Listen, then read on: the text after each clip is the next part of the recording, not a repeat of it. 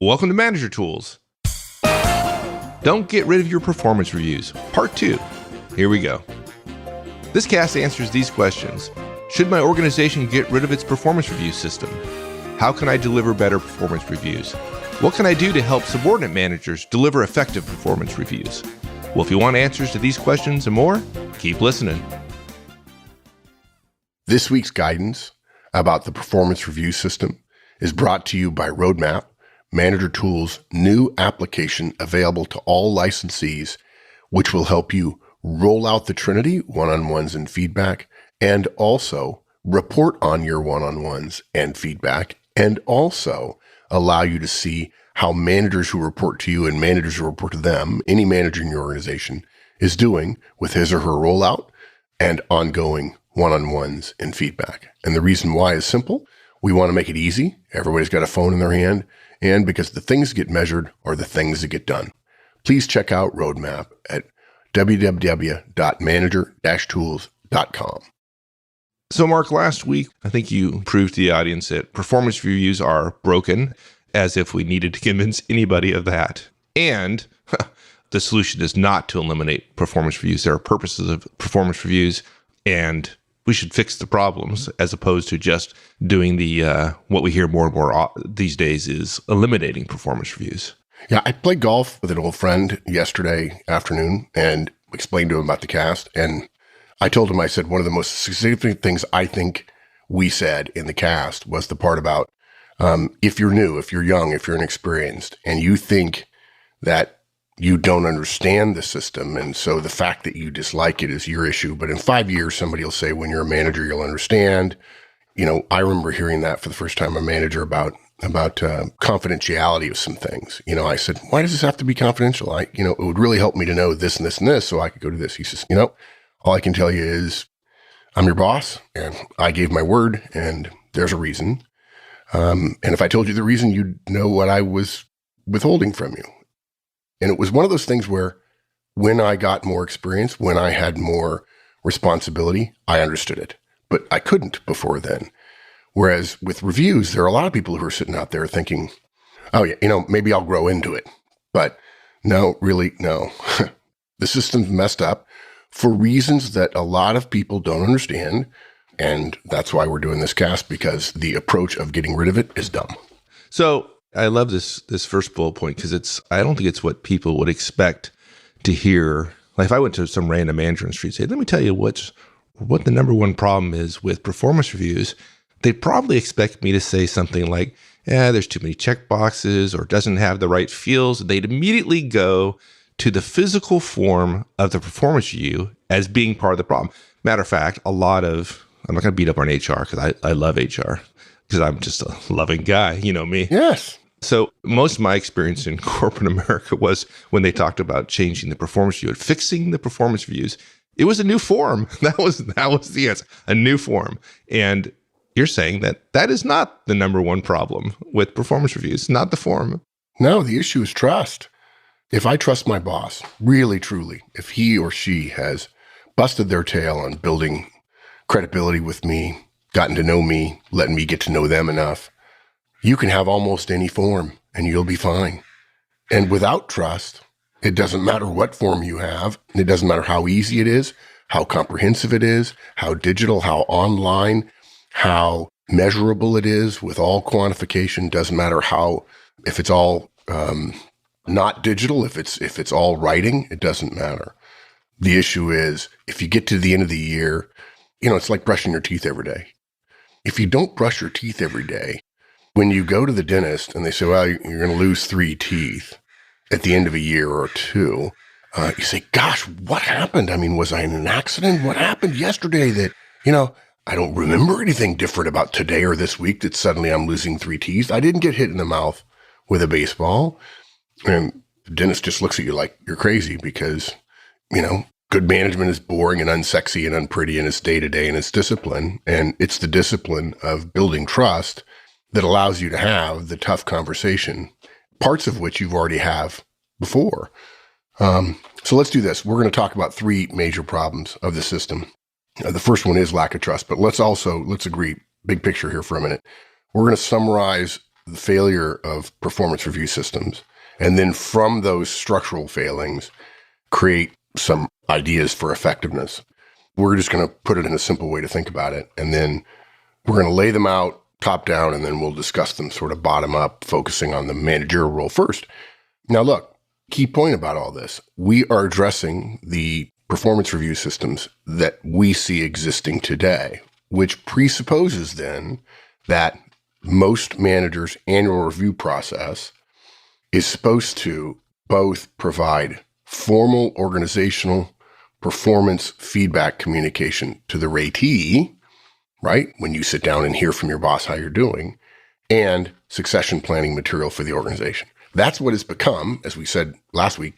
It shouldn't be, hypothetically, although we don't like the word should here at Manager Tools, but that's what we have. And so we're not going to create a straw man of what something we don't have and then tear that apart. We're going to talk about what we have. And look, you can't have effective talent management without succession planning. You can't. I mean, if you don't know who's ready and who's not, if every single time there's an opening or there's a possibility or there's a reorganization, you have to go back to every manager in the organization and say, give me a quick one-pager, give me a quick paragraph. Tell me, hey, Joe, tell me about Roberta. Is she, do you think she could do this job? Well, tell me about the job. Well, actually, I don't know Roberta that well. She's only worked for me for 3 months and blah, blah, blah, blah. Okay. By the same token, you can't have effective succession planning without input on performance, right? You have to know how people are doing. You can't have effective performance input without individual managers providing it. That's maybe one of the biggest systemic things I learned about management is the manager is the agent for the organization. There's a whole principal agent theory concept that I find fascinating. Does the agent do what the principal, does the manager do what the organization wants or not want? And you get into the whole issue of, what's the phrase, Mike? Moral, what happened on Wall Street? I'm blanking on it. Moral risk, I think, where you can take risk for the organization, but the organization gets hurt, but you don't. So individual managers are the ones whom the organization assumes knows about the people who report to them. And because you know, therefore the organization knows. But the organization is a lot of people, and you have to be responsible for communicating it. Now, what ends up happening is the organization asks you, and as we've said, the way they ask you usually is an annual form. Some folks do a semi-annual review as well. But you're the one that provides the performance input that allows for talent management and succession planning. And you can't provide ethical succession planning and talent management input without frequent performance communication having been given to the ratee. You can't do it. You can't not, if Mike's my boss, he can, but he can't ethically not tell me how I'm doing and then tell the organization how I'm doing. And the reason for that is the organization assumes that if you can tell them, if Mike can tell the company how I'm doing, he has to know that the organization doesn't just expect him to catalog my performance, they expect him to improve my performance. And then we get back to the whole productivity thing and why we don't hire more people every time we get more business. We try to improve the capacity and capability of the people who work for us. We'd rather grow by 10% and not add any new employees because that makes us more productive, and productivity leads to profitability. But the assumption is, and it's baked into the whole theory, we could spend hours talking about it, is that, of course, if you've done your job enough that you can tell the organization how a direct is doing, you understand, therefore, your job includes the improvement of that direct's performance because you are the organization and the organization wants to improve. It is the nature of humankind, and organizations are human systems. And then, obviously, that same manager, in this case, Mike, to me, he can't provide me effective performance communications without first having developed trust with me. Now, some of you would say, well, actually, he can. And I would say, yeah, there are some cases where he could. We say that our guidance is for 90% of the people 90% of the time. I would actually say it's probably for 95 or more, 98% of the people, 95% of the time, because there are some people that are just exceptionally gifted. You know, as I've said before, I said in a speech, or I think I said it in the book, if you're Bill Gates, if you're Andy Bechtolsheim, if you're Mike Morrisroe, you may not need our guidance. You're just so smart that you inhabit a different universe than me, and good for you, and I'd love to meet you. But the fact is, unless other people are telling you, you know, you're a genius. And to be clear about that, the reason where that comes from, Mike, is years ago in 1999, 2000, Wall Street Journal put out a special edition about the new century.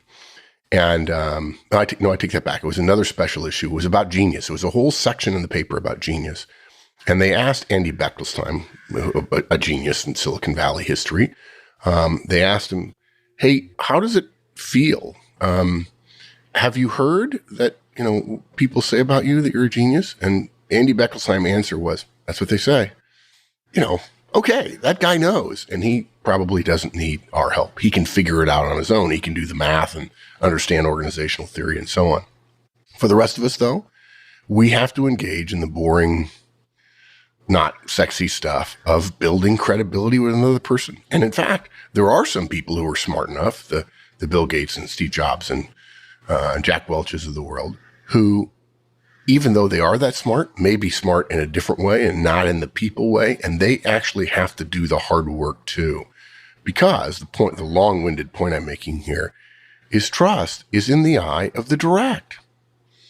Just because you think people should want to work for you, that you're smarter than them, that you can tell them what to do, doesn't mean they're going to feel that you are a credible deliverer of performance communication if they don't trust you, if they don't like you. No, it doesn't mean you have to show enormous vulnerability.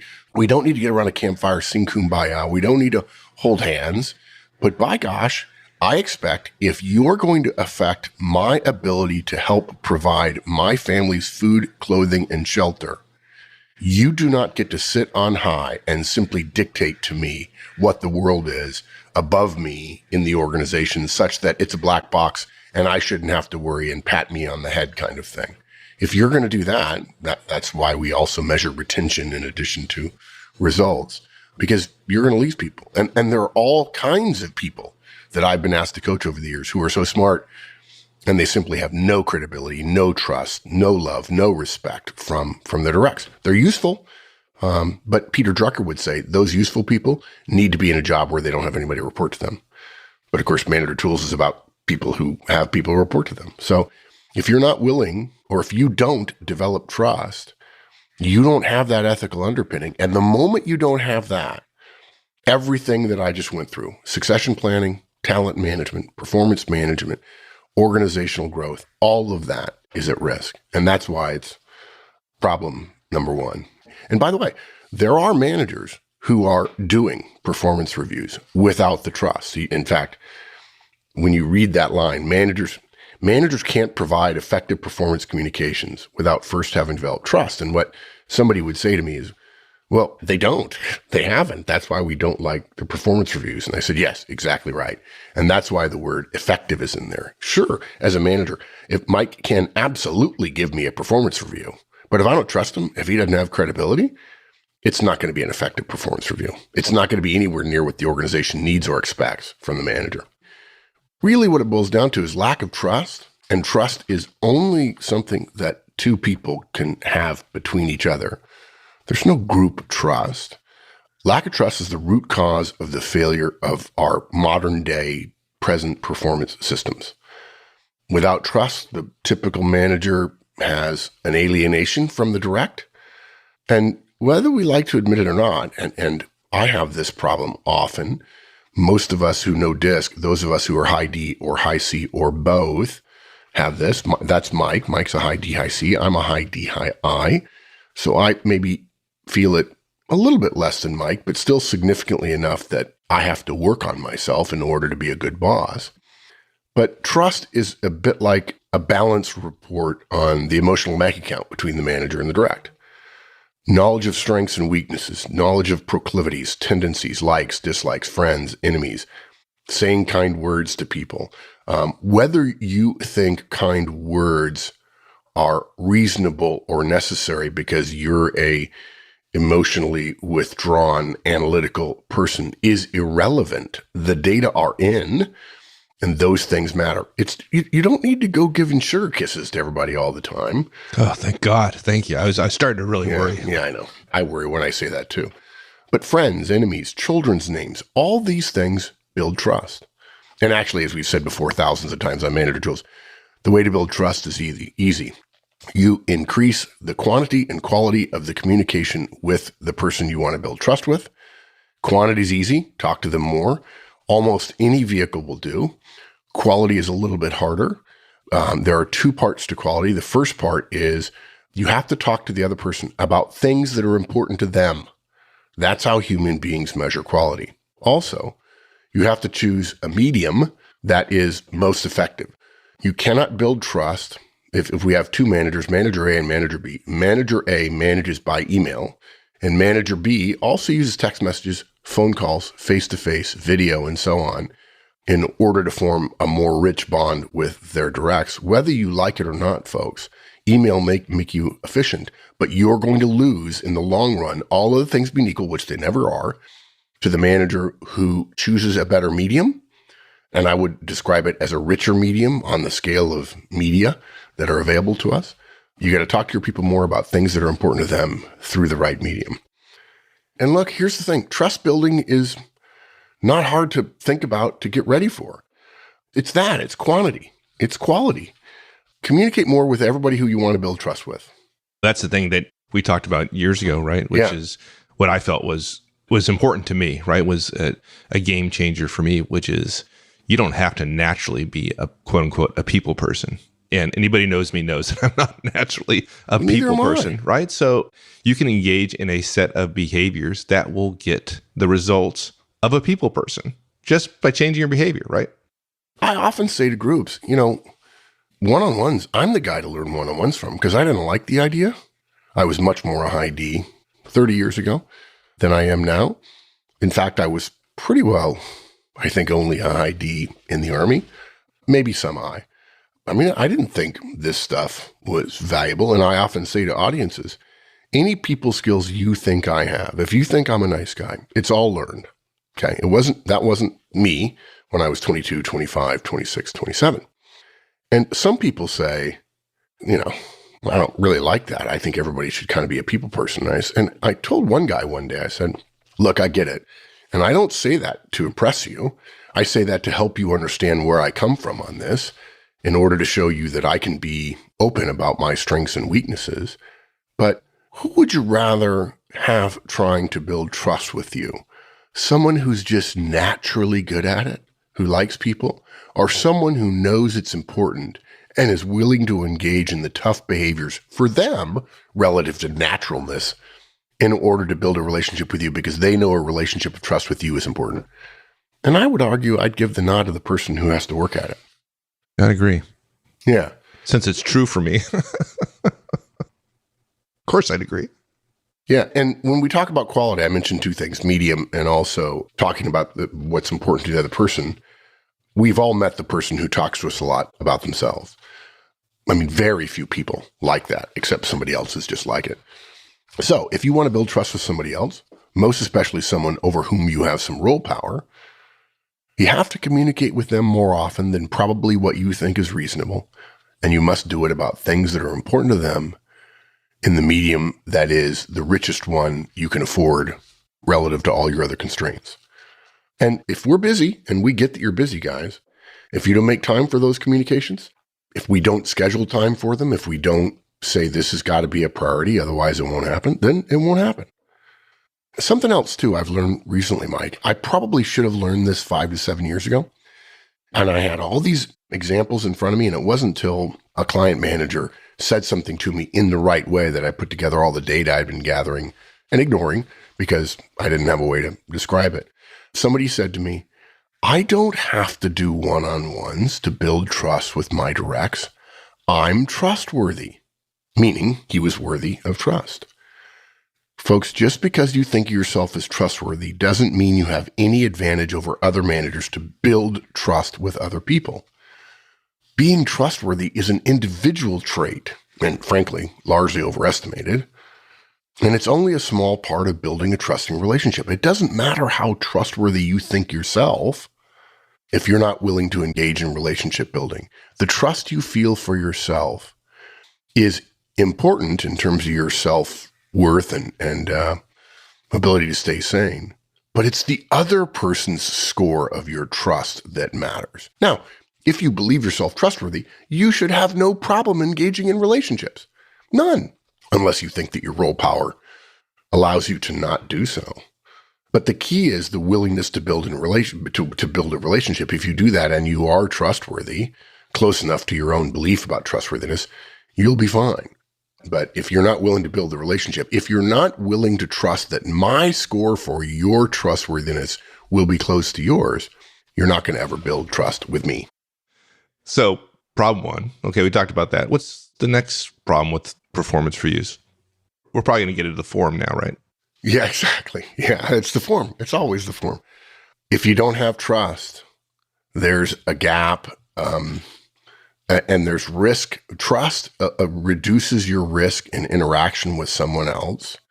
The less trust you have, the more risk you have, and the more risk you feel in more situations. And if you don't have trust, then risky conversations, and the classic one is performance communications, particularly negative performance communications, simply happen less often and are less effective. Because too many of us don't build the trusting relationship with our directs that we need to, we end up talking ourselves out of discharging our duty to deliver the frequent performance communications. And if you don't deliver frequent performance communications, you end up not having the credibility and ethical position to give aggregated performance communications at the end of the year.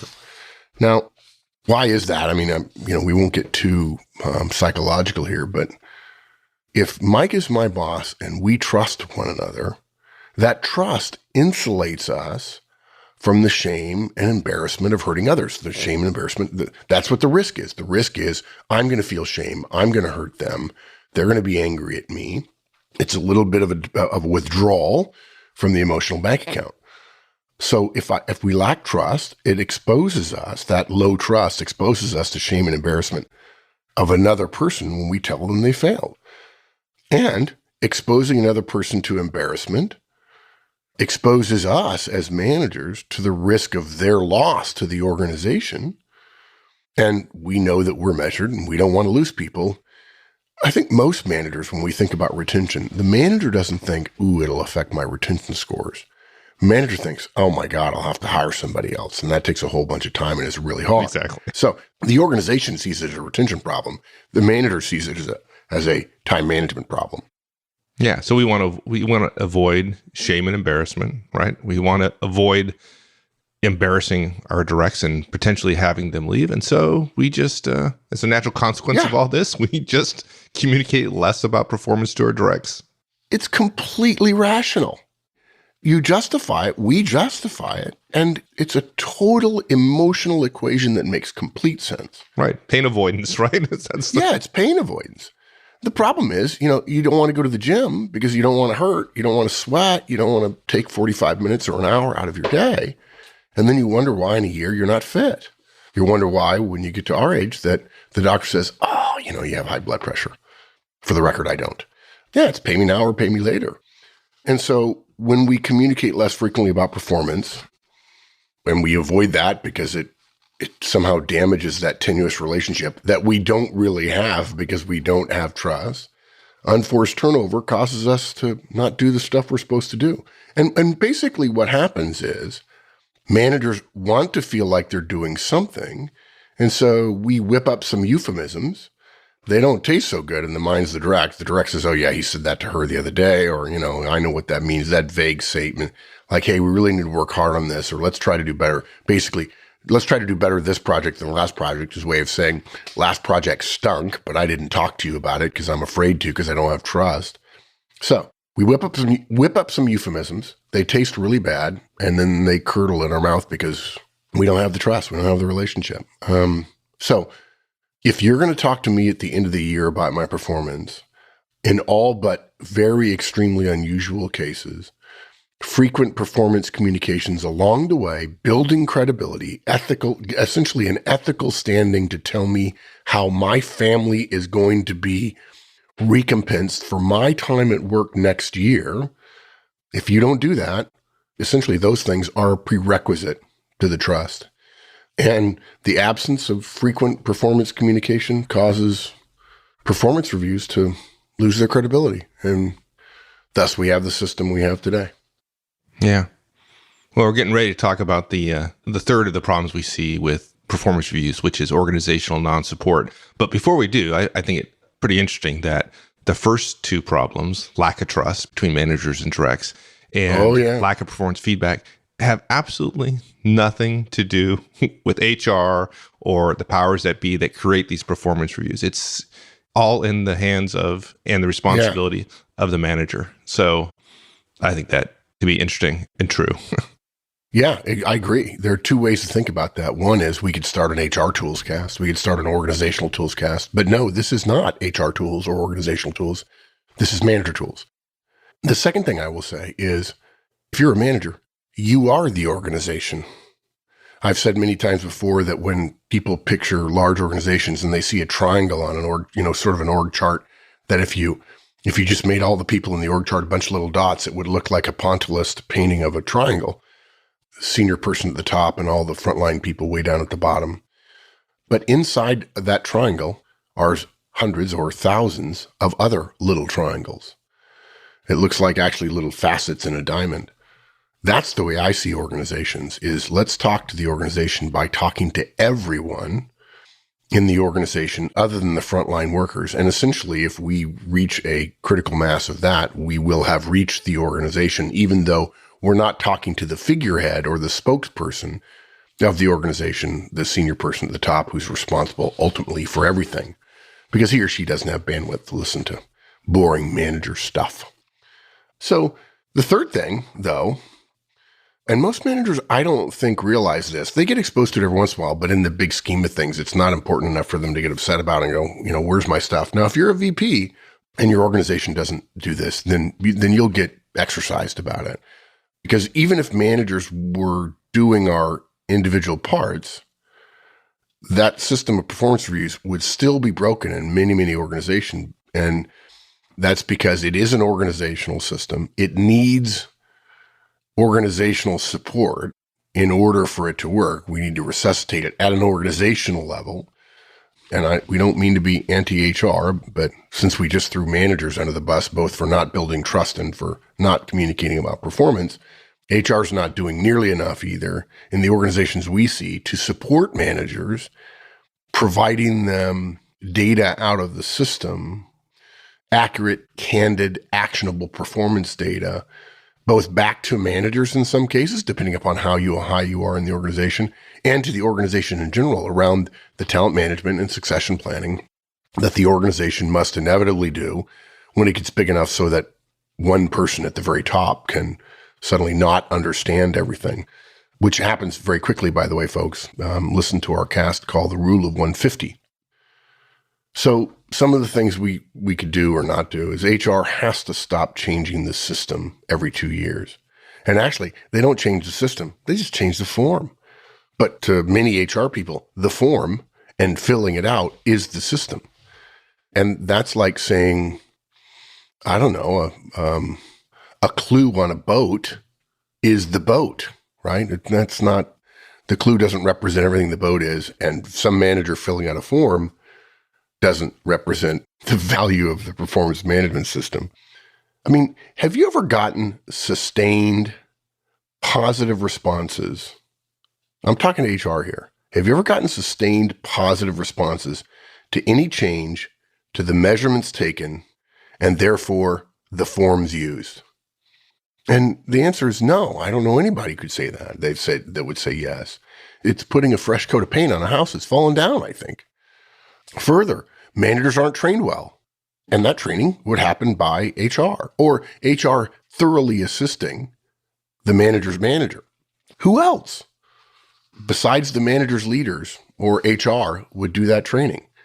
The only thing we see HR, most HR doing, and folks, if you're in HR and you feel that I'm being too hard on you, please send me a mail. I'll be happy to write back, say I'm apologizing. You may in fact be the exception, and if you are, well done.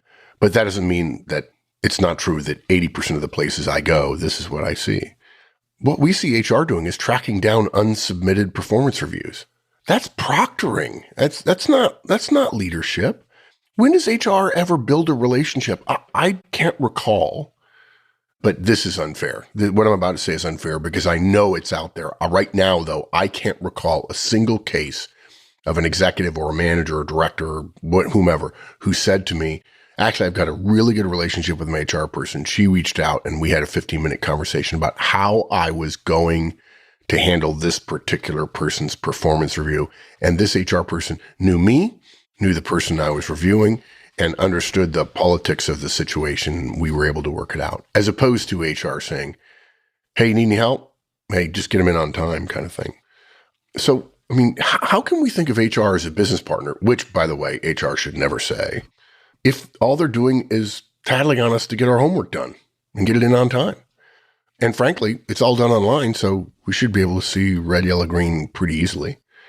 But look, if I were the HR business partner, and in the next life, I'm sure I'll either come back as a cockroach or I'll get my wish and I'll be an HR business partner. And only after having been a line manager. Did you really do that? You just like compare HR folks to cockroaches? No. Oh my God.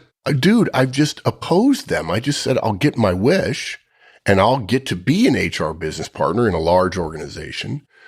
And I'll get to be really aggressive, building relationships with the managers and directors and executives I support.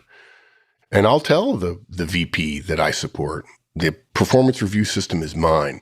And oh, by the way, you can give me 5 minutes or 15 minutes or half an hour, but whatever time you give me, I will be able to convince you that if you don't get your managers to start doing performance communications, and believe me, bub, I'm going to check, you guys will have no credibility at the end of the year, and you and I will be left holding 5 pounds of crap being trying to stuff into a 3-pound bag.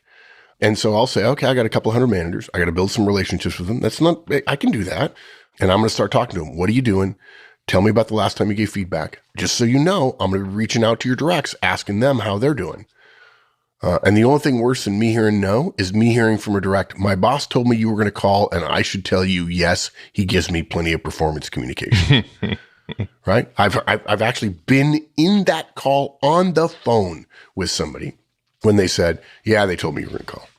Of course, the direct no, he's completely throwing his boss under the bus, which is awesome. Well, the boss had earned it, basically. Yeah, no kidding. Yeah. And then we go further and we say, who's aggregating all this data? Who's providing it back to managers? I mean, I don't hear managers saying, oh yeah, I get a nice report back. Shows me spread and gaps and opportunities and so on. I've never seen that, by the way. Like, I'm 57 years old. I've been in organizations a long time. I've never, ever seen it. Yeah. I've asked for it, but never seen it. If there's any kind of rankings going on, and many organizations have them, HR is communicating someone else's decision rather than leading the way. Who's gathering the reviews? Who's reviewing the reviews? Who's preparing to lead discussions on succession planning? This should be HR and organizational leadership, but usually it's just leadership. And it ends up being, thank you, Dan McGuire, the steel cage deathmatch meeting, which is used before we have to lay people off. And we're not deciding who's going to get more. We're deciding who's going to get the ultimate less. And for the record, there's a cash for that. In my career, I've probably been through, let me think, 15 layoffs of one shape, form, or the other, right? Wow. I didn't realize it was that high, dude. Oh, 15. Yeah. A lot. I've been through a few. And every single time, it's the steel cage death match. Yeah. I have never seen performance reviews and the performance review system as in any way, shape, or form an input into the decisions about who stays and who goes. Can you think of a bigger black mark on performance review system that one of the most painful, impacting things we do, it provides no input to? It's just amazing to me. Yeah. Now, I also want to say something in defense of HR here, because we talk to managers every week. Sometimes we talk to HR, and when we talk to HR, we end up saying, hey, they're not doing this or they're not doing that. And that's unfair, and I should be careful about that. I know, HR, that your ranks have been cut. I know that frequently you are asked to support an organization who essentially doesn't want your support in any other role other than admin and maybe salary negotiations or compensation and benefits analysis and input and support and so on. I remember being at Genentech a couple of years ago, and they asked me to start my training a little bit late because one of their HR business partners had come in and they needed a half an hour to talk about the new performance communication system and performance ranking system. And they talked to this small group of managers in detail about what was happening, what they had to do, and how it was. And I got to tell you, it was really impressive. They were open to questions, and actually they ran long, which is always the danger of letting somebody talk before you. And I didn't care because I was so impressed with that. Now, that's my way of tipping my hat to good HR, and Genentech has that. But that's a rare exception in my experience. Well, good. So we've been going a while here. So we have some solutions, folks. We're not going to talk about the problems, but again, you're going to have to wait till next week for that. Yeah, and I apologize, folks. This is a long thing. And if some of you who listen as casts come out, we just recently did a cast on the Manager Tools one-page performance review. We're doing this cast about why they're broken, but the solution is not to get rid of them. And we have a future cast coming up about the Manager Tools performance review system, not the form, but the system, how to set up the system around the form. And it's not very hard. You've heard us talk bits and pieces about it over the years. You could probably put it all together. And in part, the reason we're doing the system, I'll just mention this now, and I suspect this cast is long enough, Mike, that the guy I'm about to tip my hat to won't get to it. But a couple of years ago, one of our longtime listeners and friends of the firm, Tom Hausman, said to us, you know what? You guys need to do an encyclopedic review of every cast you've ever done and come up with all the deliverables that an effective manager has to do. Now, that's a double-edged sword because I think what Tom meant was there's so much good stuff and it's spread out all the casts. It's not easy for me to catalog and figure it out. And in my mind, I think about putting it into a calendaring system of some sort. But I think the other side is, I think he was sort of raising an eyebrow and saying, have you basically made it such that managers have to do nothing but manage their people and they don't have time for their own work?